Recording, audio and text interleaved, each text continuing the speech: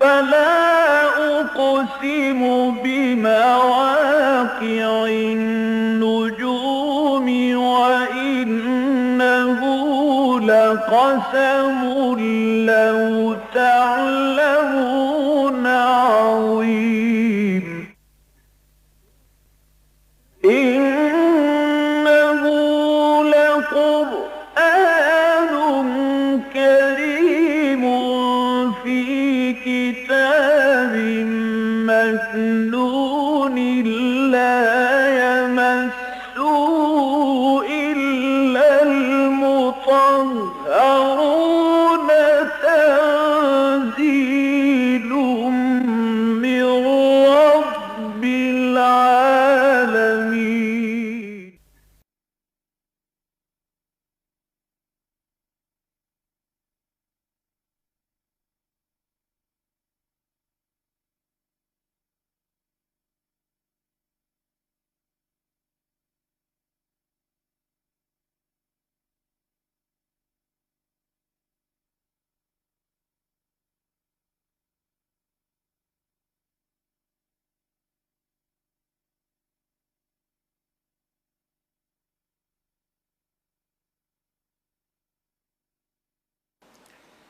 ہم سورہ آل عمران کے 15 رکوع پڑھ چکے ہیں، اب 16واں رکوع آج سے شروع کر رہے ہیں۔ اعوذ باللہ من الشیطان الرجیم، بسم اللہ الرحمن الرحیم۔ یا ایھا الذین آمنوا ان تطیعوا الذین کفروا یردوکم علی اعقابکم فتنقلبوا خاسرین بل اللہ مولاکم وہو خیر الناصرین۔ سنلقی فی قلوب الذین کفروا الرعب بما اشرکوا باللہ ما لم ینزل به سلطانا ومأواہم النار وبئس مثوى الظالمین۔ وَلَقَدْ صَدَقَكُمُ اللَّهُ وَعْدَهُ إِذْ تَحُسُّونَهُم بِإِذْنِهِ حَتَّى إِذَا فَشِلْتُمْ وَتَنَازَعْتُمْ فِي الْأَمْرِ وَعَصَيْتُم مِّن بَعْدِ مَا أَرَاكُم مَّا تُحِبُّونَ مِنكُم مَّن يُرِيدُ الدُّنْيَا وَمِنكُم مَّن يُرِيدُ الْآخِرَةَ ثُمَّ صَرَفَكُمْ عَنْهُمْ لِيَبْتَلِيَكُمْ وَلَقَدْ عَفَا عَنكُمْ وَاللَّهُ ذُو فَضْلٍ عَلَى الْمُؤْمِنِينَ۔ صدق اللہ العظیم۔ رب اشرح لي صدري ويسر لي امري واحلل عقدة من لساني يفقهوا قولي۔ اللهم ربنا الهمنا رشدنا واعصمنا من شرور انفسنا، اللهم ارنا الحق حقا وارزقنا اتباعه وارنا الباطل باطلا وارزقنا اجتنابه، اللهم وفقنا لما تحب وترضى وتقبل منا فإنك خير المتقبلين، آمین یا رب العالمین۔ سورہ آل عمران کی ترتیب کے ضمن میں یہ بات تو اس ذہن میں تازہ کر لیجئے کہ اس کے 2 حصے ہیں تقریباً بالکل مساوی، پہلے 10 رکوع اور دوسرے 10 رکوع، اگرچہ آیات میں 1 کا فرق پڑ جاتا ہے کہ بجائے 100 آیات کے پہلے حصے میں 101 آیات ہیں، لہٰذا دوسرے میں 99 رہ گئی ہیں، 2 آیات کا فرق پڑ گیا۔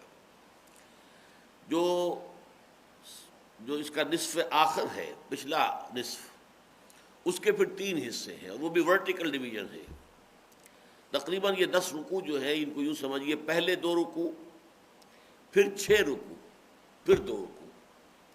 ان میں سے پہلے 2 رکوعوں میں اہل کتاب کی جو دشمنی تھی اور جو ان کے اندر بغض بھرا ہوا تھا مسلمانوں کے خلاف، لیکن مسلمانوں میں اوس اور خزرج کے جو لوگ ان کے ساتھ پرانے مراسم رکھتے تھے اور وہ اپنی سادہ لوحی کی بنا پر وہ ان کے جو خبث باطن تھا اس کو نہیں سمجھ پاتے تھے، وہ ان کے زیر اثر آ جاتے تھے، تو 2 رکوع تقریباً اسی پر مشتمل ہے کہ مسلمانوں کو متنبہ کیا جائے کہ ان کی اس جو ظاہری طرز عمل ہے اسے دھوکہ نہ کھاؤ، بلکہ یہ کہ ان کے اندر جو چھپا ہوا خبث باطن ہے اور جو بغض ہے وہ در حقیقت جو ہے اس کو سمجھو اور ان سے ان کے معاملے میں محتاط روش اختیار کرو۔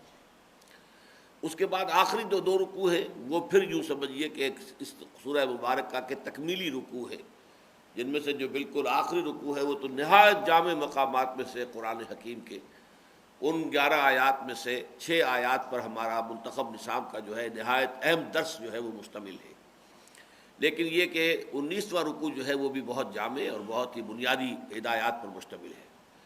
تو درمیان میں یہ 6 رکوع یا 60 آیات ہیں جو غزوہ بدر کے حالات، ان پر تبصرہ، اس سے پیدا شدہ جو نتائج اور اثرات تھے اس پر بحث و تمہیز پر مشتمل ہے۔ ان میں سے یوں سمجھیے کہ 6 میں سے 3 رکوع ہم نے پڑھ لیے اور 3 ابھی باقی ہیں۔ گویا کہ غزوہ احد سے متعلق جو بحثیں ہیں قرآن مجید میں، اس کے ہم اس وقت بالکل وسط میں ہیں۔ اور یہاں پر آج جو رکوع ہم پڑھ رہے ہیں اس میں سب سے پہلے تبصرہ ہو رہا ہے کہ غزوہ احد کے جو حالات پیش آئے اس کی بنا پر کفار اور مشرکین کے حوصلے بہت بلند ہو گئے، اور اہل ایمان کے حوصلے یقیناً کچھ نہ کچھ متاثر ہوئے، پست ہوئے۔ ظاہر بات ہے کہ یہ حوصلوں کا پست ہو جانا جو ہے سب کے ساتھ یکساں نہیں تھا، لیکن یہ کہ جو بہت ہی راسخ الایمان تھے ان کے تو حوصلوں پر کوئی بھی قابل ذکر اثر نہیں پڑا، لیکن ایسے لوگ بھی تھے کہ جو اتنے پختہ، اتنے یقین نہیں تھے، تازہ تازہ ابھی ایمان لائے تھے، لہذا ان کے ہاں ابھی ایمان اس درجے راسخ نہیں ہوا تھا، تو وہ اس صورتحال سے کافی متاثر ہوئے، اور اس سے فائدہ اٹھانے کے لیے کفار نے اب بڑھ چڑھ کر باتیں بنانی شروع کی کہ دیکھ لیا تم نے، یہ کوئی معاملہ جو ہے دین کا نہیں ہے، یہ کوئی معاملہ اللہ تعالیٰ کی نصرت کا نہیں ہے۔ اگر بدر میں ہمیں شکست ہوئی تھی تو آج تمہیں شکست ہو گئی ہے۔ یہ تو معاملات جو ہیں حالات دنیاوی اور اس کے جو بھی واقعات دنیا کے ہوتے ہیں جس طریقے سے ظہور پذیر اسی طریقے سے ہو رہا ہے معاملہ، اور یہ کہ اب دیکھو تم نے جنگ جو بول لے لی ہے قریش کے ساتھ تو تم سمجھ لو کہ تم نے غلطی کی ہے، تم اپنی وہ پہلی فتح جو تھی غزوہ بدر کی اس سے دھوکہ نہ کھاؤ، آئندہ کے لیے دستکش ہو جاؤ، ہمت جو ہے وہ اب آئندہ دوبارہ کسی جنگ کے لیے تیار نہ رہنا۔ یہ جو صورتحال تھی اس سے آپ اندازہ کر سکتے ہیں کہ جو بیچارے نئے نئے ایمان لائے تھے، جن کے دلوں میں ابھی ایمان اس طریقے سے راسخ نہیں تھا، وہ کس درجے متاثر ہو رہے تھے اس سے۔ اصل میں وہ لوگ ہیں کہ جو ان آیات میں جو 3 آیات پہلی ہیں ان آیات میں سے، ان میں اصل مخاطب ہیں۔ قرآن مجید کو سمجھنے میں اصل میں اکثر و بیشتر مقامات پر ضرورت یہ ہوتی ہے کہ یہ سمجھے کہ اس آیت کا اصل مخاطب کون ہے۔ جیسے آپ کو معلوم ہے کہ منافقین سے خطاب ہوتا تو وہ بھی یا ایھا الذین آمنوا سے، اب اگر کوئی بات منافقین سے کہی جا رہی ہے لیکن یا ایھا الذین آمنوا کا جو عمومی خطاب ہے اس کی بنا پر ہم سمجھ بیٹھے خدا نہ خواستہ کہ یہ بات حضرت ابو بکر یا عمر یا عثمان یا علی یا طلحہ یا زبیر سے کی جا رہی ہے تو یہ ہماری بہت بڑی ٹھوکر ہوگی۔ تو اگرچہ خطاب کا تو صیغہ ایک ہی ہے، یا ایھا الذین آمنوا، راسخ الایمان لوگوں کے لیے بھی اور منافقین کے لیے بھی، اس لیے کہ وہ بھی ظاہر بات ہے کہ ایمان کے دعوے دار تو تھے۔ اس لحاظ سے آیات کا تعین کرنا کہ ان آیات کا رخ کدھر ہے، کس سے خطاب ہو رہا ہے، تو یہاں یہ سمجھ لیجئے کہ یہ جو آیات ہیں ان میں خطاب ان لوگوں سے ہو رہا ہے، ان مسلمانوں سے کہ جو کفار کے اس مخالفانہ پروپیگنڈے سے اثر قبول کر رہے تھے، ان کے دلوں میں جو ہے اب وہ ایک طرح کے وسوسے، انہوں نے اپنی چھاونیاں ڈال لی تھی کہ یہ معاملہ تو معلوم ہوتا ہے کہ ویسے جیسے دنیا کے دوسرے معاملات ہوتے ہیں، جیسا کہ آپ کو معلوم ہے کہ سورہ روم میں فرمایا گیا کہ الف لام میم غلبت الروم فی ادنی الارض وهم من بعد غلبهم سیغلبون۔ اسی زمانے میں یہ ہوا کہ 14 سال پہلے جو ہے وہ رومیوں کو بڑی عظیم شکست ہوئی، لیکن اس کے بعد جو ہے 9 سال کے بعد جو ہے مسلمانوں اس کو رومیوں کو فتح حاصل ہو گئی ایرانیوں پر۔ تو یہ تو تلک الایام نداولها بین الناس، یہ اونچ نیچ تو لوگوں میں ہوتی رہتی ہے، اس سے یہ سمجھ لینا کہ کون حق پر ہے کون باطل پر ہے یہ کوئی صحیح انداز فکر نہیں ہے۔ وہ حضرات ہیں کہ جو ان آیات کے مخاطب ہیں۔ فرمایا یا ایھا الذین آمنوا، دیکھیے خطاب وہی ہے لیکن پھر سمجھ لیجئے کہ یہ راسخ العقیدہ اور راسخ الایمان لوگوں سے خطاب نہیں ہے۔ یا ایھا الذین آمنوا ان تطیعوا الذین کفروا، اگر تم کہنا مانو گے ان لوگوں کا کہ جنہوں نے کفر کی روش اختیار کی ہے۔ یہاں لفظ اطاعت کو سمجھ لیجئے، اطاعت جو ہے عام طور پر تو اس کا ترجمہ ہم کرتے ہیں کسی کی فرما برداری کرنا، کسی کی حکم برداری کرنا، کسی کے حکم پر عمل کر لینا، لیکن اطاعت کا جو اصل جو ہے اس کی روٹ ہے طوع، آمادگی۔ تو آمادگی جو ہے اس کا پہلا قدم یہ ہے کہ آمادگی کے ساتھ توجہ سے کسی کی بات سننا، کان لگا کر کسی کی بات سننا۔ یہ توجہ اور کان لگا کر کسی کی بات سننا بھی اطاعت ہے۔ پھر جو کچھ اس نے کہا ہے اس پر عمل کرنا، یہ اس اطاعت کی تعمیل ہے۔ لہذا یہ اس معنی میں اطاعت، جیسے کہ سورہ فرقان میں حضور سے فرمایا فَلَا تُطِعِ الْكَافِرِينَ وَجَاهِدْهُمْ بِهِ جِهَادًا كَبِيرًا۔ اب ظاہر بات ہے کہ یہاں اطاعت کے معنی وہ نہیں ہو سکتے کہ آپ ان کافروں کی اطاعت قبول نہ کیجئے، ان کا کہنا نہ مانیے، بلکہ یہ کہ آپ ان کی باتوں پر توجہ بھی نہ دیجئے، دھیان بھی نہ دیجئے، یہ جو بکواس کر رہے ہیں کرتے رہنے دیجئے، اس سے کوئی فرق واقع نہیں ہوگا. فلا تطع الکافرین وجاہدہم بہ جہادا کبیرا، آپ تو اپنی طرف سے اس قرآن مجید کے ذریعے سے ان کے خلاف جہاد کبیر کرتے چلے جائیے، ان کی باتوں سے کوئی اثر قبول نہ کیجیے. بالکل اسی معنی میں یہ لفظ یہاں آیا ہے کہ اگر تم باتیں سنو گے توجہ سے اور غور سے، اور پھر یہ سننا بھی اس طور سے ہو کہ آپ کہنے والے کو سمجھتے ہو کہ شاید مخلص ہے، یہ بات جو کہہ رہا ہے یہ واقعتاً اپنے دل کی گہرائیوں سے کہہ رہا ہے، یہ اپنے جو کہ معافی الضمیر میں جو کچھ ہے واقعتاً اسی کی صحیح ترجمانی کر رہا ہے، اور یہ الدین و النصیحہ پر عمل کر رہا ہے، تو ظاہر بات ہے کہ اس کا امکان بڑھ جائے گا کہ آپ اس کی بات جو ہے وہ آپ کے دل میں جا کر ٹھک جائے اور آپ اس کے اوپر عمل کرنا شروع کر دیں. تو یہاں یہ فرمایا گیا کہ ان کی باتوں پر توجہ نہ دو. ان تطیعوا الذین کفروا، اگر تم ان کی باتیں دھیان سے سنو گے اور توجہ دو گے ان پر، یردوکم علی اعقابکم، تو یہ تو تمہیں واپس پھیر کر لے جائیں گے تمہاری ایڑیوں کے بل، تمہیں واپس لوٹا کر کفر میں لے جائیں گے. فتنقلبوا خاسرین، اور پھر تم ہو کر رہ جاؤ گے، لوٹ جاؤ گے خسارہ پانے والوں میں. اللہ نے ایمان کے ذریعے سے تمہیں خسارہ پانے والوں میں سے نکالا ہے. والعصر ان الانسان لفی خسر الا الذین آمنوا وعملوا الصالحات وتواصوا بالحق وتواصوا بالصبر. تو یہ جو پوری نوع انسانی خسارے میں ہے، گھاٹے میں ہے، بربادی اس کا مقدر ہے، اس سے اللہ نے تمہیں مستثنیٰ کر دیا کہ تمہیں ایمان کے راستے پر گامزن کر دیا. بل اللہ یمن علیکم ان ہداکم للایمان ان کنتم صادقین، اگر تم اسلام لائے ہو تو اگر خلوص کے ساتھ لائے ہو تو اللہ کا احسان مانو کہ اس نے تمہیں ایمان کی شاہراہ پر ڈال دیا. اب خلوص کے ساتھ ادھر چلو گے تو ایمان حقیقی تک بھی تمہاری رسائی ہو جائے گی. تو فرمایا کہ تم جیسے اس خسارے سے نکلے ہو، اگر ان کی باتیں سنو گے تو دوبارہ وہ تمہیں اسی خسارے میں، اسی جہنم کے گڑھے میں کہ ہم تو ڈوبے ہیں صنم تم کو بھی لے ڈوبیں گے، یا اپنے ساتھ تمہیں بھی برباد و تباہ کر کے چھوڑیں گے. بل اللہ مولاکم، اللہ تمہارا مولا ہے. اس یقین کو کسی درجے میں بھی اپنے دل میں کمزور نہ ہونے دو. اونچ نیچ یہ اللہ کی حکمت کے مطابق ہوتی ہے. کسی وقت وہ سزا دیتا ہے، جیسے کہ ہم پچھلے درس میں دیکھ چکے ہیں کہ اسے اس کی حکمت ہے کہ وہ تمحیص کرتا ہے. بحث و تمحیص کے درس کی میں نے وضاحت کی تھی. بحث و تمحیص، پہلے کسی مسئلے کو کریدنا، اس کے کیا کیا پہلو ہیں، اس میں تنقیحات کیا کیا ہیں، علیحدہ علیحدہ کر دینا، پھر ان کے اندر سفٹنگ ہوتی ہے، علیحدہ علیحدہ کر دینا، دودھ کا دودھ پانی کا پانی، یہ تمحیص ہے. اللہ چاہتا ہے کہ حقیقی مومن اور منافقوں کے درمیان چھانٹی ہو جائے.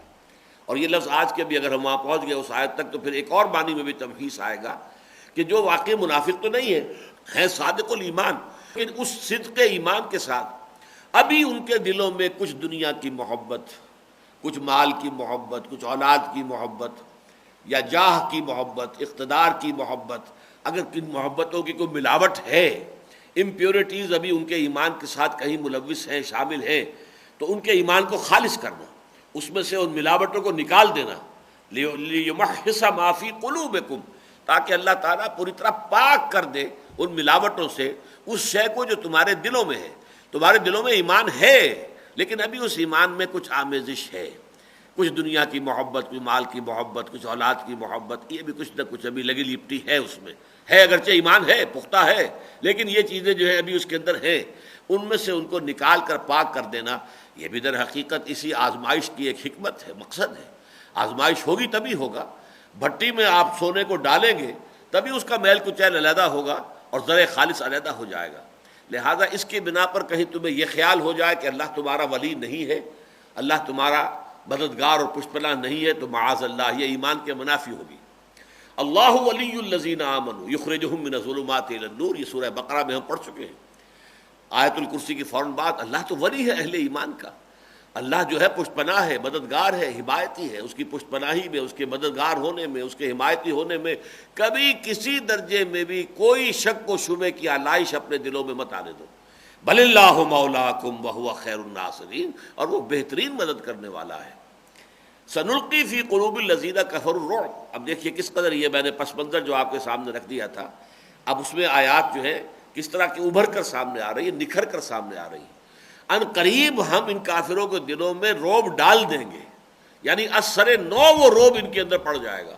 وقتی طور پر ضرور ہوا ہے کہ غزوہ احد کے حالات و واقعات سے ان کے اوپر جو ایک مرعوبیت طاری ہو گئی تھی اسلام کی، اس میں قدر کمی ہوئی ہے، اور جو ان کی مرعوبیت ہو گئی تھی اس کے ساتھ ساتھ جو ففتھ کالمسٹ عنصر تھا مسلمانوں کے اندر، جو ایجنٹ تھے کفار کے منافقین، وہ بھی مرعوب ہو گئے تھے. ان کو بھی یوں سمجھیے کہ ان کو بھی سبق مل گیا تھا. لیکن اب یہ کہ عارضی طور پر ان کی زبانیں کھل گئی ہیں اور بڑے وہ بڑھ چڑھ کر باتیں بنا رہے ہیں اور تمہیں بددل کرنے کی فکر کر رہے ہیں، کوشش کر رہے ہیں، لیکن تم جو عنقریب یہ ایک عارضی سا وقفہ ہے جو ہم نے ڈالا ہے تاکہ تمہاری آزمائش ہو جائے، تاکہ اس آزمائش کے نتیجے میں سفٹنگ ہو جائے، خالص اور ناخالص ذرا علیحدہ علیحدہ ہو جائے. تو فرمایا سنلقی فی قلوب الذین کفروا الرعب، عنقریب ہم، گویا کہ وہ پہلے بھی رعب پڑ چکا تھا، جو غزوہ بدر کے بعد رعب پڑا تھا، جو دھاک بن گئی تھی، دھاک بیٹھ گئی تھی مسلمانوں کی، محمد الرسول اللہ والذین معہ کی پورے ملک عرب کے اندر. اب اس میں عارضی طور پر تھوڑی سی کمی آئی تو ہے، لیکن عنقریب ہم دوبارہ اس صورتحال کو اسی کی طرف لوٹا دیں گے. سنلقی فی قلوب الذین کفروا الرعب بما اشرکوا باللہ ما لم ینزل بہ سلطانا، بس سبب اس کے کہ انہوں نے شرک کیا، شریک ٹھہرایا اللہ کے ساتھ، جس کے لیے اللہ تعالیٰ نے کوئی سند نہیں اتاری. مرعوب ہونے کا اور خائف ہونے کا اصل سبب شرک ہے. ایک انسان موحد ہے، اللہ وہی ہوگا جو اللہ چاہے گا، اور کچھ نہیں ہو سکتا، کوئی میرا کچھ نہیں بگاڑ سکتا جب تک کہ اللہ تعالیٰ کا اذن نہ ہو. اور اللہ میرا مولا ہے، ہوا مولاکم، وہ تمہارا مولا ہے، ہوا مولانا، وہ ہمارا مولا ہے. لن یصیبنا الا ما کتب اللہ لنا، ہوا مولانا. ہمیں کس بات سے ڈرا رہے ہو بھائی اے منافقو؟ ہم پر تو کوئی مصیبت آ ہی نہیں سکتی سوائے اس کے جو ہمارے پروردگار نے فیصلہ کر دیا ہو، اور وہ ہمارا مولا ہے. اس کی طرف سے جو شے آئے، سر تسلیم خم ہے جو مزاج یار میں آئے، جو اللہ کی طرف سے آئے اس کے لیے ہم تیار ہیں. ہماری گردنیں جھکی ہوئی ہے. تو خنجر آزمائی، یہ میرا سر سلامت ہے، وہ اس کے اوپر جو بھی میرا دوست خنجر آزمانا چاہتا ہے آزمائے، میں نے تو اپنے آپ کو اس کے حوالے کر دیا ہے. تو اس اعتبار سے فرمایا ما سنلقی فی قلوب الذین کفروا الرعب بما اشرکوا باللہ. لیکن ظاہر بات ہے اس میں شرک ہے. وہ سمجھتا ہے کہ کسی نہ کسی کے اندر اور بھی طاقت ہے، وہ اپنی طاقت کی بنا پر مجھے نقصان پہنچا سکتا ہے. ہمارا کلمہ کیا ہے؟ لا حول ولا قوت الا باللہ. کوئی نہ بھلائی کی طاقت ہے نہ برائی کی مگر اللہ تعالیٰ کے اذن سے. جیسا کہ ایک حدیث میں آتا ہے کہ اے میرے بچے اس حقیقت کو اپنے ذہن نشین کر لے، دنیا کے تمام انسان جمع ہو جائیں کہ تجھے کوئی نقصان پہنچا دیں، نہیں پہنچا سکتے مگر صرف وہی کچھ جس کا فیصلہ اللہ نے کر دیا ہو.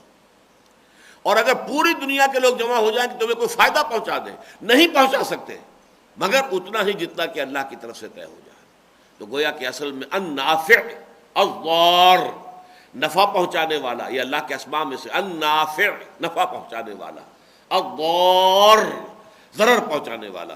النافع بھی وہی ہے اور الضار بھی وہی ہے، المعز بھی وہی ہے، المذل بھی وہی ہے، اٹھانے والا بھی وہی ہے اور نیچے گرانے والا، الرافع بھی وہی ہے اور الخافض بھی وہی ہے، گرانے والا بھی اٹھانے والا بھی، عزت دینے والا بھی ذلت دینے والا وہی ہے. اس اعتبار سے جو شخص موحد ہوگا حقیقتاً اسے خوف کس کا؟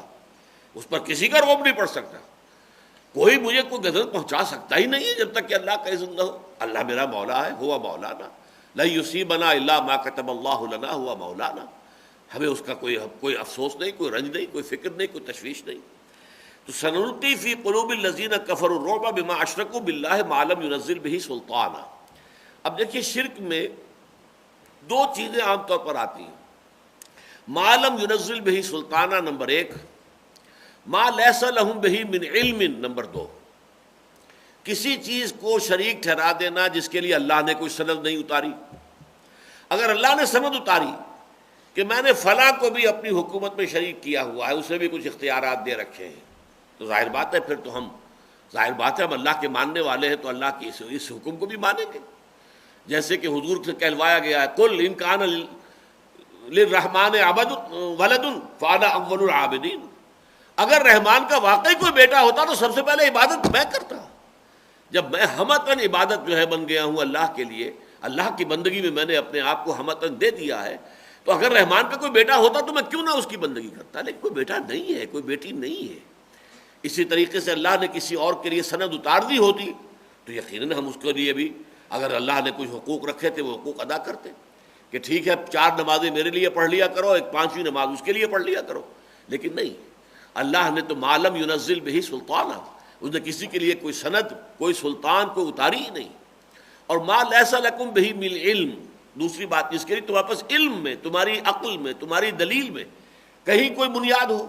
اس کائنات میں توحید تو سمجھیے کہ چپے چپے پر لکھی ہوئی ہے کہ ایک ہی کنٹرول ہے، یہ پوری کائنات کا کسی ایک ہی مرکز سے کنٹرول ہو رہا ہے، کسی ایک ہی ذہن کی ساری سکیم ہے جس پر کہ یہ کائنات چل رہی ہے۔ یہاں کسی سنویت کا، کسی تثلیث کا، کسی شرک کا کوئی امکان نظر آتا ہی نہیں۔ عقل جو ہے ماننے پر مجبور ہے توحید کو۔ فرق صرف یہ ہے آج ہوتے ہوتے انسان توحید خالص کی طرف جا رہا ہے، یہ آپ سمجھ لیجئے۔ فرق صرف کیا ہے، وہ توحید اللہ کے ماننے کے لیے نہیں ہے، بلکہ وہ توحید پہلے مادے کو بنا دیا گیا، خدا مادہ ہی ہے اصل میں شے، انڈسٹرکٹیبل ہے، یہ ختم ہونے والا ہے ہی نہیں، یہ ایور لاسٹنگ ہے، ہمیشہ سے ہے اور ہمیشہ رہے گا۔ اب یہ کہ مادے کی تحلیل ہو گئی انرجیز میں، پہلے کا 4 بیسک فورسز ہیں اس کائنات کے اندر۔ اب یہ گویا کہ پولیتھیزم سمجھ لیجئے، polytheism of the essential forces, basic forces, energies.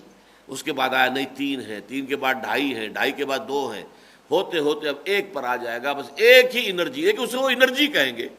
Us energy کے لیے پھر وہ اوصاف نہیں ہوں گے، وہ اس کے نام نہیں ہوں گے، وہ اس کی صفات نہیں ہوگی، جو کہ 99 نام اللہ تعالیٰ کے ہمیں اللہ تعالیٰ نے بتا دیے قرآن اور حدیث کے ذریعے سے۔ لیکن یہ توحید تک تو پہنچ گئے نا، ایک تک تو پہنچ گئے۔ ہوتے ہوتے یہ ساری جو کثرت تھی وہ تحلیل ہو کر اور ایک توحید کے اندر تبدیل ہوتی چلی جا رہی ہے۔ کائنات اس توحید کی طرف جو ہے کشاں بڑھ رہی ہے، ذہن انسانی بھی اس توحید کی طرف جو ہے وہ گویا کہ بڑھنے پر مجبور ہے۔ تو ما لم ینزل بہ سلطانہ نمبر 1، اور ما لیس لکم بہ من علم، تمہارے پاس کوئی علمی بنیاد ہی نہیں ہے، کسی اور کے شریک ہونے کے لیے کوئی دلیل ہی نہیں ہے۔ ومأواہم النار، اور ان کا ٹھکانہ آگ ہے، وبئس مثوى الظالمین، اور یقیناً ظالموں کے لیے وہ بہت ہی برا ٹھکانہ ہے، بہت ہی برا جو ہے وہ جائے پناہ ہے۔ اب اگلی جو آیت آ رہی ہے 152، یہ ذرا طویل بھی ہے، اور یہ یوں سمجھیے کہ اس پوری بحث کا لب لباب ہے، تو اس کے ایک ایک لفظ پر پوری توجہ سے غور کیجیے۔ وَلَقَدْ صَدَقَكُمُ اللَّهُ وَعْدَهُ، سب سے پہلے تو اللہ تعالیٰ نے کہا کہ اے مسلمانوں، تم جو وساوس میں مبتلا ہو رہے ہو، دیکھو تم پہلے تو یہ الزام ہمیں نہیں دے سکتے کہ ہم نے تم سے جو وعدہ کیا تھا وہ غلط ثابت ہوا۔ ہم نے وعدہ کیا تھا کہ مدد بھیجیں گے، ہم نے وعدہ کیا تھا کہ تمہاری جو ہے وہ فتح ہوگی، تو وَلَقَدْ صَدَقَكُمُ اللَّهُ وَعْدَهُ، اللہ نے تم سے اپنے کیے ہوئے وعدے کو سچا کر دیا تھا، تمہیں فوری فتح نصیب ہو گئی تھی۔ جیسا کہ میں آپ کو ابتدا میں بتا چکا ہوں کہ جب باقاعدہ جو جنگ شروع ہوئی ہے تو سب سے پہلے جو علم بردار تھا، جو کہ جھنڈا جس کے ہاتھ میں تھا کفار کا، وہ میدان میں آیا ہے، اور یہ اصل میں گھرانہ کہلاتا ہے بنو عبد الدار۔ یہ قریش کا علم بردار تھا، بنو عبد الدار، جھنڈا ان کے پاس رہتا تھا۔ غزوہ بدر میں بھی جھنڈا انہی کے کسی فرد کے ہاتھ میں تھا، لیکن اس سے کچھ کمزوری ظاہر ہوئی تھی جس کی وجہ سے وہ جھنڈا جلدی گر گیا تھا۔ تو ابو سفیان جو اب کمانڈر بن کے آئے تھے اس وقت لشکر کفار کے، انہوں نے ذرا ان کے غیرت کو للکارنے کے لیے کہا دیکھو بھائی، اس جھنڈے کا اگر تم نے وہی معاملہ کرنا ہے جو تمہارے ایک آدمی نے کیا تھا غزوہ بدر میں، تو بہتر ہے ابھی تم معذرت کر لو، ہم کسی اور کو جھنڈا پکڑا دیتے ہیں۔ تو اس پر انہوں نے جو ان کا سردار تھا طلحہ بن ابی طلحہ عبدری، انہوں نے کہا نہیں، ہم اس جھنڈے کے اوپر اپنی جانیں نچھاور کر کے دکھا دیں گے تمہیں، جھنڈا ہمارے ہاتھ میں ہوگا۔ لہذا اس نے اپنے اسی تانے کو سامنے رکھتے ہوئے سب سے پہلے میدان جنگ میں وہ آیا۔ جیسے غزوہ بدر میں سب سے پہلے عتبہ ابن ربیعہ میدان میں اترا تھا۔ کیوں اترا تھا؟ کہ ایک رات پہلے ابو جہل نے اسے تانا دے دیا تھا کہ معلوم ہوتا ہے عتبہ تم جو آ کر صلح کی بات کر رہے ہو کہ ہم تو آئے تھے یہاں بدر میں اپنے قافلے کی حفاظت کے لیے، قافلہ تو ہمارا نکل کے پہنچ چکا اور ہمیں پیغام مل چکا ابو سفیان کا کہ قافلہ لے کر میں نکل آیا ہوں، اب کیا ضرورت ہے کہ جو ہے خونریزی کی جائے؟ لیکن ابو جہل ڈٹا ہوا تھا، تو اس نے تانا دیا، ہاں عتبہ معلوم ہوتا ہے کہ اب سامنے اپنے بیٹے کو دیکھ کر تمہارے اوپر بزدلی طاری ہو گئی، اس لیے کہ حذیفہ ابن عتبہ جو ہے وہ تو وہاں پر ساتھ تھے، سامنے موجود تھے، حضور کے ساتھ ہی تھے، صحابی تھے، اس لیے یہ خیال ہوا۔ تو اس کو انہوں نے کہا اچھا تو کل پتہ چل جائے گا کہ کون بزدل ہے کون نہیں ہے۔ یہ تانا اسے کھا گیا۔ تو اگلے روز پہلی مرتبہ میدان جنگ میں سب سے پہلے وہ آیا اپنے بیٹے کو لے کر اور اپنے بھائی کو لے کر، شیبہ اپنا بھائی اور بیٹا ولید ابن عتبہ، اور تینوں جو ہے واصل جہنم ہوئے مسلمانوں کے ہاتھوں۔ اسی طرح یہ جو تھا طلحہ ابن ابی طلحہ عبدری، اس نے بھی جب یہ طعنہ جو ہے سنا تھا، اس لیے سب سے پہلے میدان میں آیا، اور وہ اتنا ہٹا کٹا لہیم اور شہیم اور بہت ہی تناور قسم کا انسان تھا کہ جب وہ مبارزت کے لیے آیا ہے اونٹ کے اوپر سوار ہو کر، تو پھر یہ کہ اکثر کچھ صحابہ جو ہیں ادھر ادھر کچھ ہو دیکھنے لگے کہ کون مقابلہ کرتا ہے۔ حضرت زبیر رضی اللہ تعالیٰ عنہ عشرہ مبشرہ میں سے ایک ہے، حضور کے سانڈو بھی ہیں، یعنی جنہیں ہم کہتے ہیں ہم زلف۔ حضرت عائشہ حضور کے نکاح میں ہے، تو حضرت اسماء جو ہیں وہ حضرت زبیر کے نکاح میں ہیں، دونوں بہنیں ہیں، ابو بکر کی بیٹیاں ہیں رضی اللہ تعالیٰ عنہم اجمعین۔ وہ انہوں نے جست لگائی ہے، آؤ دیکھا نہ تاؤ، ایک چھلانگ لگا کر سیدھے اونٹ کے اوپر جا کر پہنچ گئے، اور وہاں ایک ہاتھ سے ایک بازو میں گردن اس کی لے کر اور نیچے چھلانگ لگائی، اور نیچے اتر کر اس کو ذبح کر دیا، جیسے کہ جانور کو ذبح کیا جاتا ہے۔ حالانکہ وہ کہلاتا تھا کبش القتیبہ، کہ یہ تو لشکر کا میڈا ہے، میڈا، وہ میڈا اس طرح ذبح ہو گیا۔ لیکن اس کے بعد یکے بعد دیگرے 9 افراد بنو عبد الدار کے جو ہے وہ میدان میں آئے، جھنڈا اٹھایا اور وہ مارا گیا، پھر جھنڈا اٹھایا مارا گیا، جھنڈا اٹھایا مارا گیا، پورا کا پورا گھرانہ ختم ہو گیا۔ انہوں نے اپنی وہ بات تو پوری کر کے دکھا دی کہ ہم سب کے سب اپنے اس جھنڈے کے اوپر جان نچھاور کر دیں گے، لیکن اس سے بڑا خوف طاری ہو گیا مسلمانوں پر کہ ہمارا یہ جو کبش تھا وہ بھی گیا، اس کے ساتھ 8 اور چلے گئے، جھنڈا اب سنبھالنے والا کوئی نہیں رہا ہے، لہذا ان کے اندر بھگدڑ مچ گئی۔ اس بھگدڑ کا اللہ تعالیٰ یہاں نقشہ کھینچ رہے ہیں کہ وَلَقَدْ صَدَقَكُمُ اللَّهُ وَعْدَهُ، اللہ نے تو تم سے اپنا وعدہ پورا کر دیا تھا۔ اِذْ تَحُسُّونَهُم بِإِذْنِهِ، جبکہ تم ان کا قلا قما کر رہے تھے اللہ کے اذن سے، اللہ کی اجازت سے۔ یہ تحسون جو ہے اس کی میں نے آج تحقیق کی، عام طور پر تو یہ ہے کہ جو عربی کے جو مصادر آتے ہیں ثلاثی مجرد میں جو آتے ہیں، اگر اسی سے پھر باب افعال میں آتا تو سلب ماخذ ہوتا ہے، سلب ماخذ، فلس پیسہ روپیہ، افلاس پیسہ نہ ہونا، مفلسی کے معنی آدمی جو ہے درہم و دینار نہیں ہے۔ اسی طریقے سے سلب ماخذ جو ہے باب افعال کا ایک خاصہ ہے، لیکن یہ لفظ جو ہے اس کے برعکس ہے، اس میں سلب ماخذ ہے ثلاثی مجرد میں، اور مثبت چیز ہے ثلاثی مزید فی میں سے باب افعال میں۔ احسا یحس، اس کے معنی ہے کسی کی قوت کا لوہا مان لینا، محسوس کر لینا پوری طریقے سے کہ میرے مقابلے میں جو ہے وہ بہت طاقتور ہے، اور میرے کیے کچھ نہیں بن نہیں پڑ رہا میرے کچھ کیے، یہ کیفیت ہوگی تو احسا کا لفظ آئے گا، یہ باب افعال سے آئے گا۔ اذ احسا عیسیٰ منہم الکفر، سورہ آل عمران ہی میں وہ آیات جو ہم پڑھ چکے ہیں، جب حضرت عیسیٰ علیہ السلام نے یہودیوں کے کفر کو شدت سے محسوس کیا اور معلوم ہوا ان کی طاقت بہت مضبوط ہے، ان کے علماء جو ہے، ان کا جو بھی مرکزی نظام ہے، ان کا جو چیف ربائی ہے، چیف پریسٹ ہے، اس کا اقتدار پورے طور پر محیط ہے پورے تمام قوم کو، تب انہوں نے ندا لگائی تھی من انصاری اللہ، تو حواریین نے جواب دیا تھا نحن انصار اللہ۔ تو احسا یحسو کے معنی ہے کسی دوسرے کی قوت کا لوہا مان لینا، پوری طرح محسوس کر لینا، اسی سے احساس کا لفظ بنانا، اردو میں ہم بولتے ہیں مجھے محسوس ہو گیا ہے، میرا یہ احساس ہے، یعنی پوری گہرائی میں اتر کر آپ کو احساس ہو جائے کسی مسئلے کی اہمیت کا، شدت کا۔ لیکن حسا یا حسو باب یہ جو آ رہا ہے ثلاثی مجرد میں، اس کے معنی ہے کسی کے حس کو ختم کر دینا، کسی کو سن کر دینا، کسی کو شل کر دینا، جیسے کہتے بازو شل ہو گئے اور فلاں میرے اعصاب سن ہو گئے، اس طرح کی کیفیت۔ اور اس کا جو مفہوم ہے وہ یہ ہے کسی کا قلا قما کر دینا۔ اس تحسونہم باذنہ، جبکہ تم نے اپنے دشمن کو گویا کہ بالکل شل کر دیا تھا، تمہارا دشمن جو ہے وہ ششدر اور حیران ہو کر رہ گیا تھا، جبکہ تم ان کا قلا قما کر رہے تھے، یا جسے ہم اپنی محاورے میں کہیں گے جبکہ تم انہیں گاجر مولی کی طرح کاٹ رہے تھے۔ 9 ان کے آدمی جو ہیں وہ ایک جھنڈے کے اوپر مارے گئے ہیں یکے بعد دیگرے۔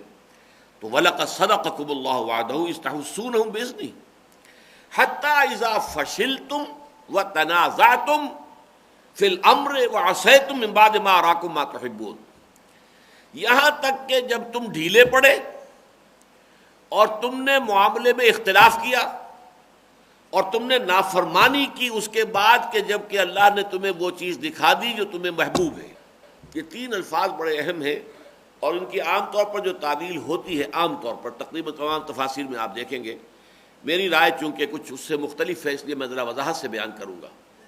پہلے لفظ سمجھ لیجئے، فشل کہتے ہیں کسی چیز کے ڈھیلے پڑ جانے کو، چنانچہ یہ لفظ اگرچہ مناسب محسوس نہیں ہوتا لیکن نامردی کو کہتے ہیں، وہ صرف ڈھیلا ہو، ظاہر بات ہے نامردی ہوگی، تو نامردی ترجمہ بھی بعض اوقات کیا گیا، یہاں تک کہ تم نے نامردی دکھائی، حتی اذا فشلتم، یہاں تک کہ جب تم نے نامردی کی، تو فشل کا لفظ جو ہے نامردی کے لیے آتا ہے، لیکن اس کا اصل مفہوم کیا؟ ڈھیلا ہو جانا، اور میرے نزدیک یہاں مراد ہے نظم کا ڈھیلا ہو جانا۔ جیسے آپ کو معلوم ہے کہ ملٹری میں ایک ہوتا ہے کوشن اٹینشن، اب آپ کو معلوم ہے کہ تمام اعصاب تنے ہوئے اور پوری طریقے سے انسان متوجہ ہے کہ اب نیکسٹ آرڈر کیا ملتا ہے۔ ایک ہوتا ہے اسٹینڈ ایٹ ایز، ڈھیلے ہو گئے، اب وہ جو ہے پاؤں بھی ذرا ایک دوسرے سے دور کر دیے اور پیچھے جو ہے ہاتھ بھی کو باندھ لیے، جو بھی کر لیا، اب وہ تناؤ نہیں ہے، تو یہ گویا کہ فشل ہے۔ تو جب کہ تم نے نظم کو ڈھیلا کیا، سب اطاعت، اس لیے کہ جماعتی زندگی کی تو اصل روح، اصل جان سب اطاعت ہے، اگر یہ نہیں ہے تو جماعت کیا ہوئی؟ پھر تو یہ موب ہے۔ جیسے اقبال نے کہا ہے کہ عید آزادہ شکوہ ملک و دین، اور عید محکومہ ہجوم مومنی، ہجوم ہے، گرو امبو ہے، ایک ہجوم ہے، اس ہجوم سے کسی خیر کی توقع نہیں ہو سکتی۔ وہی ہجوم کسی نظم کا پابند ہو جائے اور کسی ایک لیڈر کا حکم ماننے والا ہو، وہ ایک بہت بڑی طاقت بن جائے گا۔ اسی کو کہا ہے حفیظ نے، کیا پابند نئے نالے کو میں نے، یہ طرز خاص ہے ایجاد میری۔ آواز اگر بے ہنگم ہے، شور ہو رہا ہے، تو ہر ایک کو برا لگتا ہے، انسان کی سماعت کے اوپر جو ہے وہ گراں گزرنے والی بات ہے۔ وہی آواز ایک خاص انداز میں ڈھل جائے، اس کی سر تال بن گئی ہو، وہی ہے کہ کس قدر انسان کے لیے سرور کا باعث بن جائے۔ اسی کا نام موسیقی ہے، اسی کا نام غنا ہے، وہی آواز ہی تو ہے، لیکن وہ آواز ایک سانچے پہ ڈھل گئی ہے، وہ در حقیقت ایک نظم کی پابند ہو گئی ہے، اس میں یہ سر اسی طرح چلے گا، اسے ادھر ادھر ہو گیا تو آپ کہتے ہیں بے سرا ہو گیا، یہ تو بات ہی ختم ہو گئی، سر ہی صحیح نہیں ہے، اس کا تو سر ہی صحیح نہیں ہے۔ اس حوالے سے آواز بھی اگر بے ہنگم ہے تو وہ ناگوار ہے انسان کے اوپر، لیکن اگر اس کے اندر نظم ہے، موسیقی کا اس کے اندر ردم موجود ہے، اس میں سر موجود ہے، تو وہ آپ کے لیے مسرت کا باعث بنتی ہے۔ اسی طریقے سے کسی ہجوم کے اندر اگر کوئی بدنظمی ہے تو وہ کوئی خیر اس سے وجود میں نہیں آ سکتا، ہاں سم و طاعت ہو۔ اسی لیے آپ کو معلوم ہے کہ بالجماع و سمع و طاعہ انی آمرکم بخمس اللہ امرنی بہن، مسلمانوں میں تمہیں 5 باتوں کا حکم دیتا ہوں، اللہ نے مجھے ان کا حکم دیا ہے، بالجماعت والسمع والطاعت والہجرت والجہاد فی سبیل اللہ، جماعت کی شکل میں رہو، اور جماعت کی سم و طاعت والی، listen and obey, whatever the command you have to obey, جو حکم دیا جائے۔ آپ سوال نہیں کر سکتے کہ یہ حکم مجھے کیوں دیا جا رہا ہے، لو، ہو سکتا ہے مشاورت ہو رہی ہے تو اس میں تو آپ رائے دیجئے، لیکن جب مشاورت کا وقت نہیں ہے، اب کسی حکم کی صرف جو ہے تنفیذ ہو رہی ہے، وہاں کوئی سوال کرنے کی اجازت نہیں ہوتی، اب تو جو حکم ہے اس کو بجا لاؤ، لہذا تبھی تو کام ہوگا۔ یہ سم و طاعت جو ہے یہ جان ہے، لیکن اگر وہ نظم ڈھیلا پڑ گیا، اپنے آپ نے جو بھی آپ کا لیڈر ہے یا آپ کا کمانڈر ہے، لوکل کمانڈر، اب ظاہر بات ہے کہ بڑی فوج ہے، اس کے سپریم کمانڈر، غزوہ احد ہو یا بدر ہو یا عذاب ہو، سپریم کمانڈر تو محمد رسول اللہ تھے صلی اللہ علیہ وسلم، لیکن مختلف جو ہے، اب ایک دایاں بازو ہے فوج کا، ایک بایاں بازو ہے، ایک قلب ہے، ایک جو ہے ہراول دستہ ہوتا ہے، ایک کچھ پیچھے لوگوں کو کھڑا کیا جاتا ہے کہ تم انتظار میں رہنا، جب ایمرجنسی کی ضرورت ہوگی تو تب تمہیں کال دی جائے گی، وغیرہ وغیرہ۔ اس ہر حصے کے اوپر ایک کمانڈر ہوتا ہے، آپ اس لوکل کمانڈر کی بات نہیں مانیں گے تبھی نظم ختم ہو گیا۔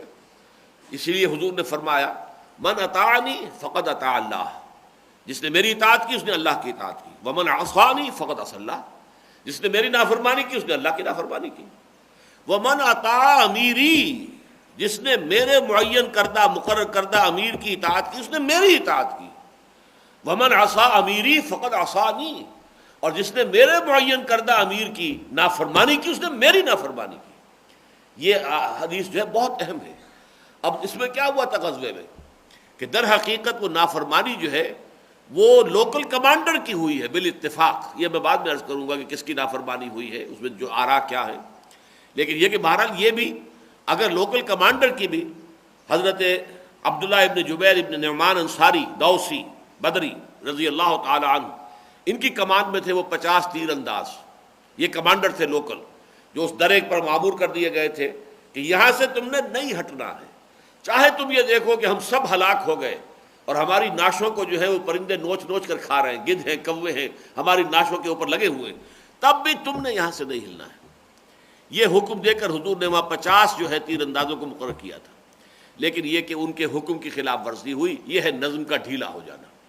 حتی اذا فشلتم، یہاں تک کہ جب تم ڈھیلے پڑے، یعنی تم نے نظم کو ڈھیلا کر دیا، سم و تعاظ کی بات جو ہے اس کو ترک کیا، وَتَنَازَعْتُمْ فِي الْأَمْرِ، اور معاملے میں تم نے تنازع کیا۔ تنازع کیا ہے؟ نزع کہتے ہیں کھینچنے کو، نزع، عالم نزع کیا ہے؟ جبکہ جان کھینچ رہی ہوتی ہے، فرشتہ جو ہے اخرجوا انفسکم، نکالو اپنی جانیں، تو جان کھینچتی ہے انسان کے وجود میں سے، نزع۔ لیکن باب جب تفاعل میں آئے گا، تفاعل اور مفاعلہ جو ہے یہ ایک دوسرے کے بہت قریب ہیں، تو اس میں ہوتا ہے کہ آپ ادھر کھینچ رہے ہیں، وہ ادھر کھینچ رہے ہیں، رسہ کشی ہو رہی ہے۔ رسہ کشی جو ہے در حقیقت وہ تنازع ہے، تنازع بھی اور منازعت بھی، منازعت مفاعلہ، تنازع تفاعل، ان دونوں کا جو حاصل ہے یہ کہ دو گروہ یا دو افراد ایک دوسرے کے مقابلے میں، تم ادھر کھینچ رہے ہو، ادھر کھینچ رہے ہو۔ تنازع کیا ہوا؟ تنازع یہ ہوا کہ کچھ لوگوں نے یہ کہا کہ اب تو فتح ہو گئی، اب وہ حکم حضور کا ختم ہوا۔ کمانڈر نے اور کچھ اور لوگوں نے ان سے کہا کہ نہیں، تم غلط کہہ رہے ہیں، حضور نے جو حکم دیا تھا وہ اپنی جگہ پر، مت ہلو یہاں سے۔ کہ نہیں، حضور نے تو جو فرمایا تھا وہ شکست کی صورت میں فرمایا تھا کہ اگر ہم سب کے سب ہلاک ہو جائیں، تم دیکھو کہ ہماری لاشوں کو گدھ اور کوے جو ہے وہ نوچ نوچ کر کھا رہے، تب بھی تم یہاں سے نہیں۔ اب تو صورتحال مختلف ہو گئی ہے۔ یہ ہے تنازع۔ ایک کی رائے وہی تھی کہ حضور کے حکم کے اوپر قائم رہا جائے چاہے کچھ بھی ہو جائے، اور حضور نے جو حکم دیا ہے اور اس کے حکم کو ایگزیکیوٹ کرنے والے آن دی اسپاٹ۔ اگر معاملہ یہ ہوتا کہ حضرت عبداللہ ابن جبیر کی رائے بھی وہی ہو جاتی تو معاملہ ذرا مختلف ہوتا، لیکن جو لوکل کمانڈر ہیں وہ ڈٹے ہوئے ہیں اور وہ پکار رہے ہیں کہ مت ہلو یہاں سے، لیکن 35 یا 40 افراد وہاں سے ہل کے چلے گئے۔ لہذا پھر ایک ہی جو ہے غار، جو خالد ابن ولید اپنے 200 یعنی اسٹرینگتھ جو تھی ان کے رسالے کی، 200 ہارس اسٹرانگ کیولری، اس کے ساتھ جب ٹوٹ کر گرے ہیں ایک دفعہ، ظاہر بات ہے 10 تیر انداز 10 کو مار دیں گے، کتنوں کو ماریں گے؟ لیکن وہاں تو ظاہر بات ہے کہ ایک ریلا چڑھا آ رہا ہے، سیلاب آ رہا ہے، وہ 10 کے 10 شہید ہو گئے۔ اور پھر باقی جو ہے پیچھے سے جب وہ تو اپنے آرام سے سمجھ رہے تھے کہ ہمیں تو بس مال غنیمت جمع کرنا ہے، اور جن کو بھی ہم پکڑ کر قیدی بنا لیں، قیدی بنانا ہے، وہ تو ڈھیلے تو پڑ ہی چکے تھے مسلمان فتح کے بعد۔ ان پر اچانک جو بپتا آئی ہے تو پھر جو صورتحال ہوئی وہ قیامت صغریٰ سے کم نہیں تھی کہ 70 صحابہ شہید ہو گئے، حضور مجروح ہوئے، حضور کے قتل ہو جانے کی، شہید ہو جانے کی خبریں بھی اڑ گئیں، بہت سے لوگوں کے حوصلے جواب دے گئے، بہت سے لوگ جو ہے میدان چھوڑ کر بھاگ بھی گئے۔ یہ ساری جو بدترین صورتیں ہیں یہ سب کی سب پیدا ہوئی ہیں غزوہ احد کے دوران۔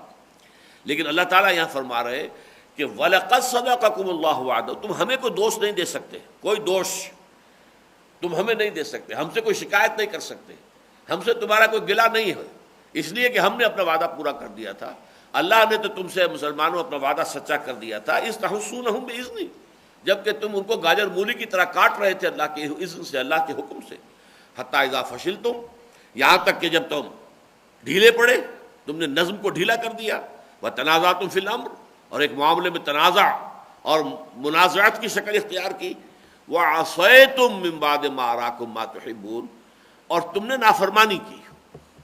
اب یہاں سوال پیدا ہوتا ہے نافرمانی کس کی؟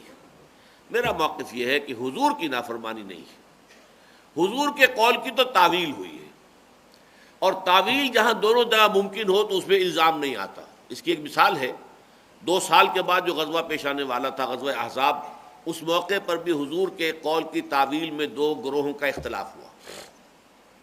جب غزوہ احزاب میں جو فوجیں چلی گئیں اور مسلمانوں نے اپنے ہتھیار کھولنے شروع کر دیے، تو حضور نے بھی اپنے ہتھیار جب کھول رہے تھے، حضرت جبرائیل آ گئے کہ حضور آپ اپنے ہتھیار کھول رہے ہیں، ہم نے تو اپنے ہتھیار ابھی نہیں اتارے، ابھی تو بنو قریظہ کو مزہ چکھانا ہے ان کی غداری کا، آپ فوراً حملہ کیجئے بنو قریظہ پر۔ تو حضور فوراً جو ہے نکلے اور مسلمانوں کو حکم دے دیا کہ کوئی مسلمان عصر کی نماز نہ پڑھے مگر بنو قریظہ کے جو ان کی گڑھی ہے وہاں پہنچ کر، یعنی اس میں حکم کی تاکید تھی اس درجے میں کہ عصر کی نماز نہ پڑھے وہاں پہنچے بغیر، یعنی عصر سے پہلے پہلے ہر مسلمان کو بنو قریظہ کے قلعے پر پہنچ جانا چاہیے۔ اب بعض مسلمان ایسے تھے جنہیں کوئی کسی بنا عذر کوئی مجبوری ہوئی، تاخیر ہو گئی، اب عصر کا وقت آ گیا درمیان میں، بعض لوگوں کا خیال ہوا کہ یہ جو عصر جو ہے ہماری ضائع ہو جائے گی، انہوں نے کہا چاہا کہ نماز پڑھ لیں، دوسروں کا نہیں، کچھ بھی ہو جائے، نماز ضائع ہو یا نماز ہو، حضور کا جو حکم ہے ہمیں اس کے اوپر ڈٹے رہنا ہے. ہم نے نماز نہیں پڑھنی یہاں، ہم تو جا کر وہیں پر نماز پڑھیں گے، چاہے قضا پڑھیں، چاہے دیر سے ہو جائے، کچھ بھی ہو جائے. اب یہ ایک انٹرپریٹیشن کا فرق ہوا کہ کچھ لوگوں نے کہا کہ حضور نے یہ بات تو اس لیے کہی تھی نا تاکہ ہم جلدی کریں، عجلت کریں، پہنچیں، عصر کے وقت تک لازماً پہنچ جائیں. تو جو اصل علت ہے، کسی حکم کا اصل مقصد ہے، اس کو سمجھنا چاہیے، بجائے اس کے کہ آپ اس کے جو لغوی اور لفظی جو مفہوم ہے اس کے اوپر ڈٹے رہے. لیکن ایک کی رائے تھی نہیں، ہمیں تو اس کی جو تعویل جو ہے وہ نہیں کرنی ہے، بلکہ جیسا کہا ہے لٹرل، بالکل لفظی جو ہے حکم کی پابندی کرنی ہے. اچھا، جنگ کے بعد جب سب کو فتح حاصل ہو گئی اور بنو قریظہ میں تو مقابلے کی تاب تھی ہی نہیں، انہوں نے سرنڈر کر دیا. بعد میں یہ معاملہ حضور کے سامنے بیان کیا گیا، حضور نے کہا دونوں نے ٹھیک کیا، کسی کی بھی آپ نے نفی نہیں کی. جنہوں نے نماز پڑھ لی یہ نہیں کہا کہ تم نے میرے حکم کی خلاف ورزی کی، اور جنہوں نے نماز کو جو ہے مؤخر کر دیا ان کو بھی یہ نہیں کہا کہ میرے حکم کا مطلب یہ نہیں تھا تمہیں نماز پڑھ لینی چاہیے تھی، بلکہ آپ نے کہا دونوں نے ٹھیک کیا. تو انٹرپریٹیشن کا جہاں تک معاملہ ہوتا ہے اس کی تو گویا کہ دونوں طرف کا امکان ہوتا ہے. یہی معاملہ ہے جس کو ہم کہتے ہیں کہ مجتہد جو ہوتا ہے، کوئی ایک نیا مسئلہ پیش آ گیا ہے جس سے پہلے نہیں تھا، نہ قرآن میں کوئی حکم موجود ہے نہ حدیث میں ہے، نئی صورت سامنے سے آ گئی ہے.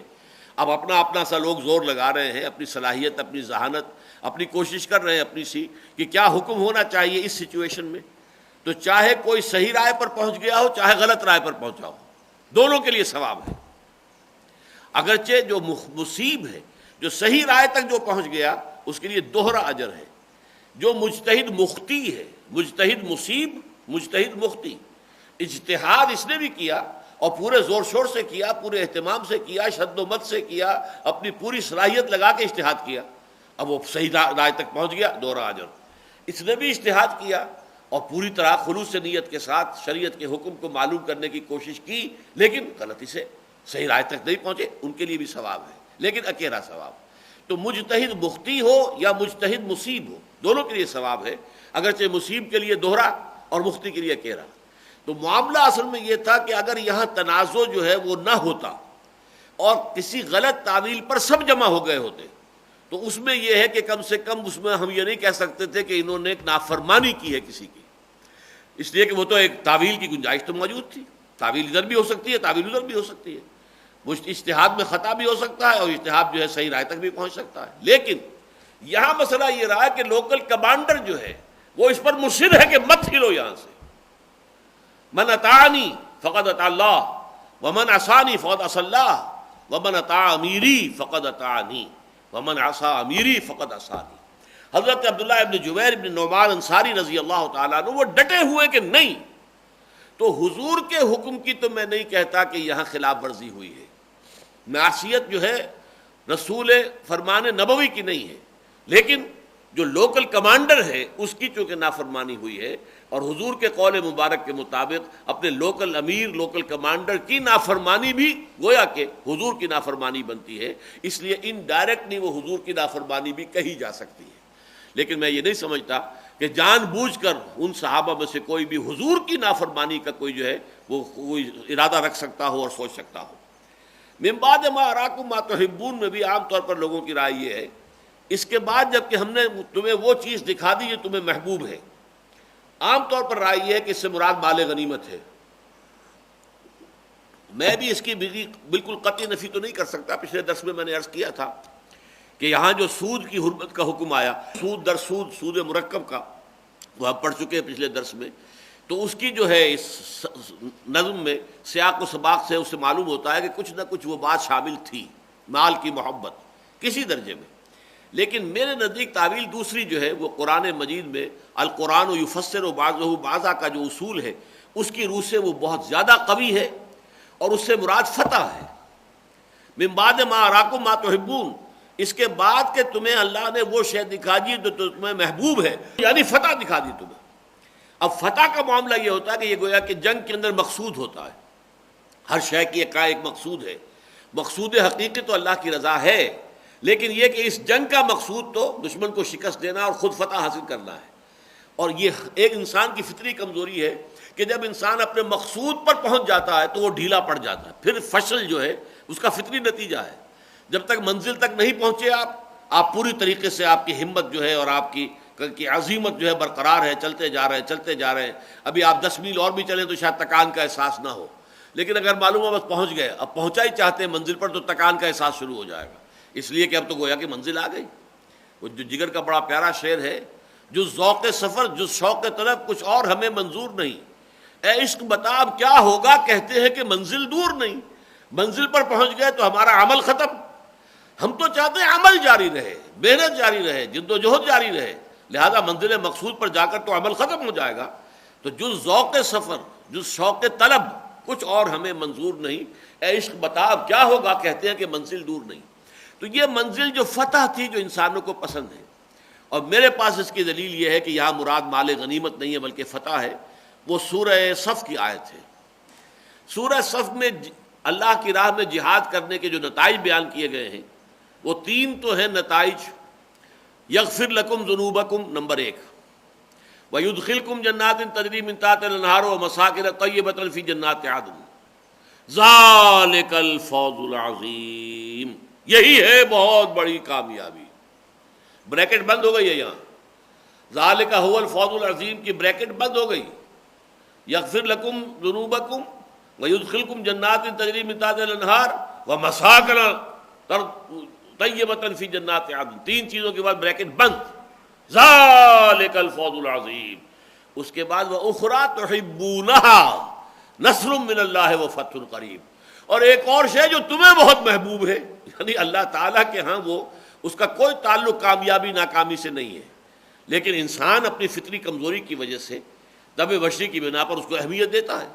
تمہیں محبوب یہ بھی ہے کہ فتح حاصل ہو جائے. وَأُخْرَىٰ ایک اور شے تحبونہا جس کو محبوب رکھتے ہو، جس سے تم محبت کرتے ہو، نصر من اللہ و فتح قریب. وہ یہ بشارت ہے کہ اب اللہ کی مدد آیا چاہتی ہے اور فتح جو ہے تمہاری قدم بوسی کیا چاہتی ہے. یہ جو ہے اخریٰ تحبونہا فتح قریب، یہ ہے جو یہاں پر آپ سمجھیے من بعد ما اراکم ما تحبون، جب اللہ نے تمہیں وہ شے دکھا دی ہے تمہیں پسند ہے. اس کا مطلب کیا ہے؟ ذرا تجزیہ کیجیے. دیکھیے ہم بھی اللہ کا فضل جس پر بھی ہے اور جتنا بھی ہے، وہ اپنی زندگی جو ہے لگا چکا ہے اللہ تعالیٰ کے دین کی اقامت کی جد و جہد میں، لگا رہا ہے، لگائے ہوئے ہے. اس میں اصل تو مقصود کیا ہے؟ آخرت کی فلاح، کامیابی. اللہ راضی ہو جائے، اللہ تعالیٰ جنت میں داخل فرما دے، جہنم سے ہمیں بچا لے. یہ ہمارے اصل نصب ہے. لیکن دنیا میں کامیابی واقعی ہم اپنی آنکھوں سے دیکھ لیں کہ اسلامی نظام قائم ہو گیا، واقعی ہمارے ہی ہاتھوں یہ منزل جو ہے کامیابی کے آخری مرحلے کو پہنچ جائے، یہ بھی ایک خواہش دبی ہوئی ہوتی ہے. اور یہ خواہش بسا اوقات پھر انسان کو بڑے غلط راستے پر ڈال دیتی. فرض کیجئے کہ آپ نے پوری طریقے سے غور و فکر کر کے علی وجہ البصیرت ایک راستہ معین کیا کہ منزل مقصود تک پہنچنے کا یہ راستہ ہے، اور اس راستے پر چلتے ہوئے آپ کو محسوس ہوا کہ یہ منزل جو ہے تو قریب نہیں آ رہی. عبداللہ شاکر کی ایک نظم کے الفاظ مجھے یاد آئے. 1951 میں انہوں نے انتخابات جو ہوئے تھے پروونشل اسمبلی کے، جماعت نے اس میں حصہ لیا تھا، تو دولتانہ صاحب کے جو خواہشات تھیں اور جو ان کے اندازے تھے اس کی تعبیر کی تھی فارسی میں کہ وزارت پنجابی میں، وزارت پنجابے والی لینی ضرور ہے، اکھیاں تھی نیڑے نیڑے قدماں تھی دور ہے. تو آنکھوں سے تو بہت نزدیک نظر آ رہی ہے وزارت جو ہے پنجاب کے، قدموں سے دور ہے. یہی معاملہ جب کسی اسلامی تحریک کے کارکنوں کا ہوتا ہے کہ ہم نے جو راستہ طے کیا تھا اس کا صغرا کبرا تو درست ہے، راستہ تو یہی ہے، جاست طریقہ کار تو یہی ہے، لیکن پہنچ نہیں پا رہے، تو پھر آدمی نہ پہنچ پانے پر اگر یہ کہ وہ غور کرتا ہے اچھا کوئی راستہ حک اور کرک جسے کہتے ہیں، جیسے کہ ہاکی والا یا فٹ بال والا اپنی گیند کو لے کر چلتا ہے تو دائیں بائیں ادھر سے ادھر ادھر سے ادھر، تو یہ جو کیری اوور کرنا ہوتا ہے تو یہ ہے کہ بائی ہک اور بائی کرک، بائیں طرف سے کسی طریقے سے میں پہنچوں. اور یہ شے منزل کو کھوٹی کر دینے والی ہے. اس اعتبار سے یہ بہت ہی نازک، بہت اہم اور بہت ہی سمجھیے کہ لطیف نقطہ ہے جس کو سمجھ لینا چاہیے. فتح و شکست بالکل ذہناً فارغ ہونا چاہیے. فتح ہو شکست ہو کوئی پرواہ نہیں، ہمیں اپنا فرض ادا کرنا بس. اللہ اللہ خیر سے ہماری کامیابی یہ ہے کہ جو کچھ اللہ نے ہمیں دیا ہے، جو توانائی، جو قوت، جو صلاحیت، جو ذہانت، جو کچھ دیا ہے، مال دولت اولاد، جو کچھ دیا ہے اللہ نے، اسے اس راستے میں لگا دیں بس. کامیابی وہ چاہے تو ہو جائے، صحیح ہے، اچھا ہے، یہ بونس ہے، ہمارا حقیقی مقصود نہیں ہے، ہماری اصل اجرت یہ نہیں ہے، اصل اجرت اللہ کے ہاں ہے۔ وَإِنَّ اللَّهَ عِندَهُ أَجْرٌ عَظِيمٌ، اجر عظیم تو اس کے پاس ہے۔ یہ دنیا میں فتح ہو جانا اس کا کوئی اس سے تعلق نہیں ہے۔ یہ نقطہ تحریک اسلامی اور جو بھی اقامت دین کی جد و جہد کے لیے کسی راستے پر وہ چلنا شروع کرتا ہے اس کے لیے لازم ہے سمجھ لینا، اور یہ مقام اس کے اعتبار سے یہ اور سورہ صف کا وہ مقام کہ وہاں پہلے تو یا ایھا الذین آمنوا هل ادلکم علی تجارۃ تنجیکم من عذاب الیم تؤمنون باللہ ورسولہ وتجاہدون فی سبیل اللہ باموالکم وانفسکم ذالکم خیر لکم ان کنتم تعلمون۔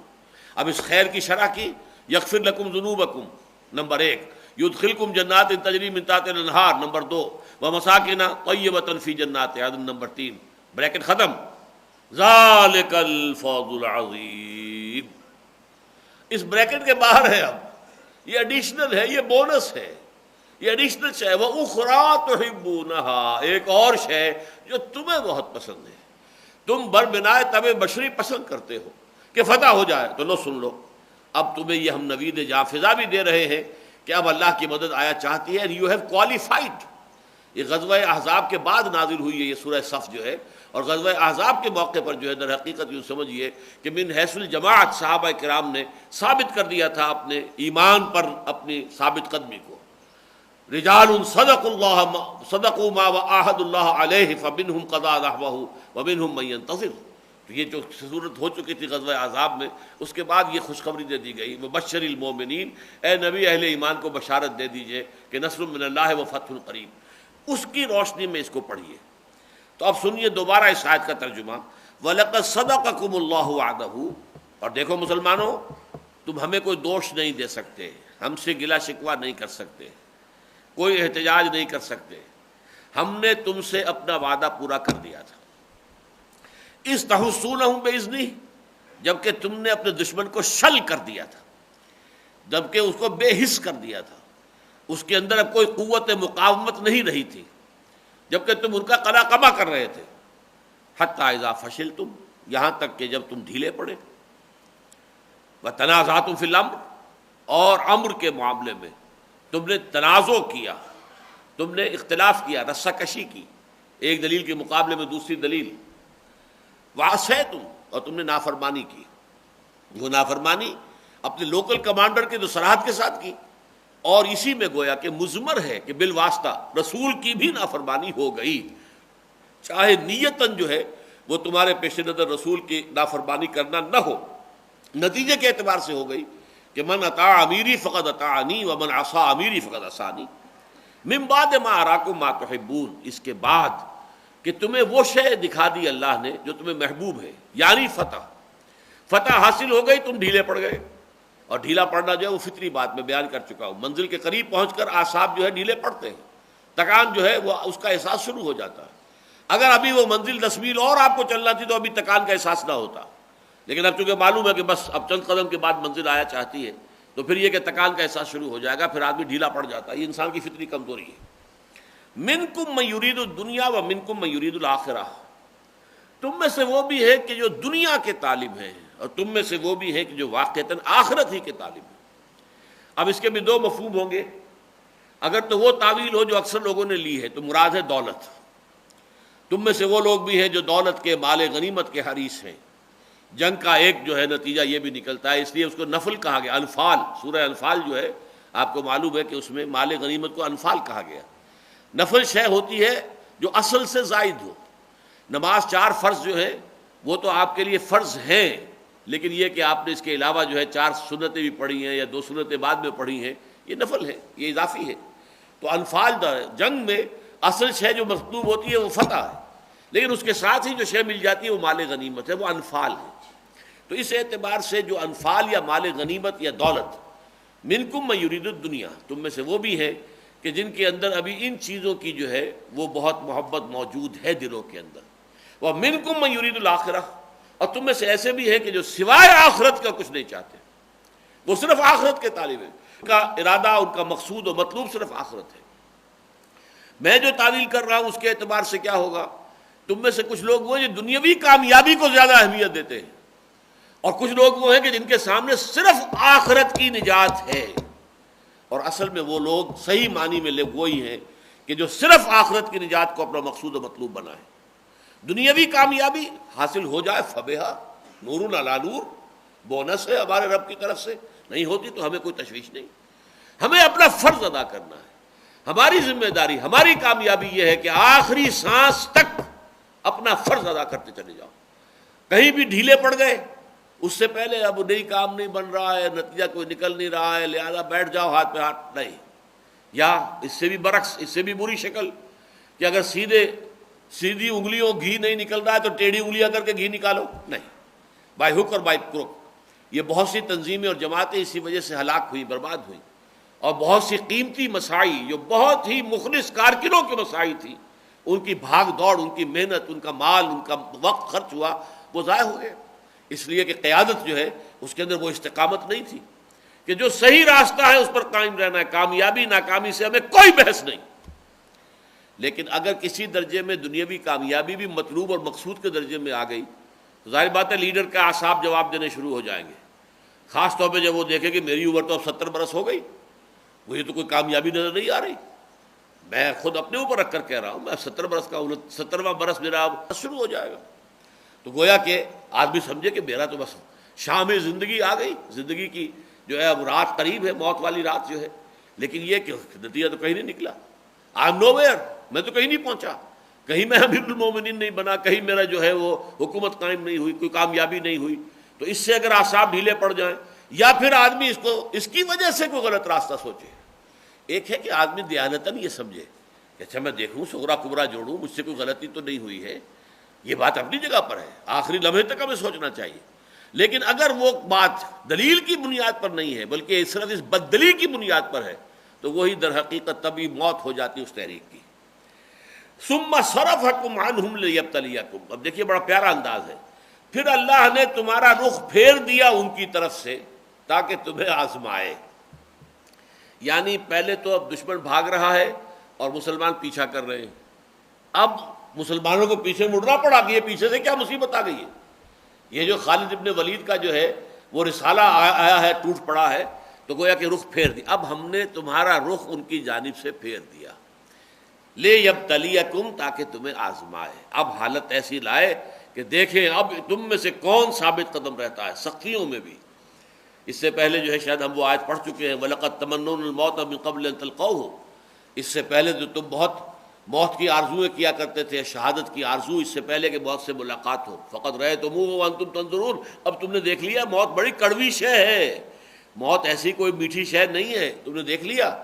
آنکھوں میں آنکھیں ڈال کر جب موت کا صاف سامنا ہوا ہے تو فرمایا ثم صرفکم عنہم لیبتلیکم وَلَقَدْ عَفَا عَنْکُمْ، اور اللہ تمہیں معاف فرما چکا ہے، جو بھی خطا ہو گئی، جو بھی غلطی ہو گئی، کنڈون کر دیا ہے اللہ تعالیٰ نے، تمہاری خطاؤں سے درگزر کیا ہے، اس کی کوئی باز پرس آخرت میں اب نہیں ہوگی۔ یوں سمجھیے ایمنسٹی کا بہت بڑا اعلان ہے، خطا ہوا ہے، خطا ہو گئی ہے، غلطی ہو گئی ہے، لیکن سمجھ لو کہ کیا غلطی ہوئی، کیوں ہوئی، تاکہ آئندہ تو ایک سے ایک کڑا امتحان آنے والا ہے۔ ابھی عشق کے امتحان اور بھی ہیں، ستاروں سے آگے جہاں اور بھی ہیں، تو تمہیں اپنے رینکس کے اندر دیکھ لینا چاہیے کہ کہاں کہاں رکھنے ہیں، کہاں کہاں کوتاہی ہے، کہاں کہاں کمزوری ہے۔ واللہ ذو فضل علی المؤمنین، اور اللہ تعالیٰ اہل ایمان پر تو بہت فضل کرنے والا ہے، اس اعتبار سے جو ہے کہ اللہ تمہارا ولی ہے، مددگار ہے۔ یہ جو عارضی سی شکست اس نے دی ہے، اس میں بھی اس کی حکمتیں ہیں جو موجود ہیں، لیکن یہ کہ اللہ تعالیٰ جو ہے اہل ایمان کے حق میں بہت فضل والا ہے۔ بارک اللہ لی ولکم فی القرآن العظیم ونفعنی وإیاکم بالآیات والذکر الحکیم۔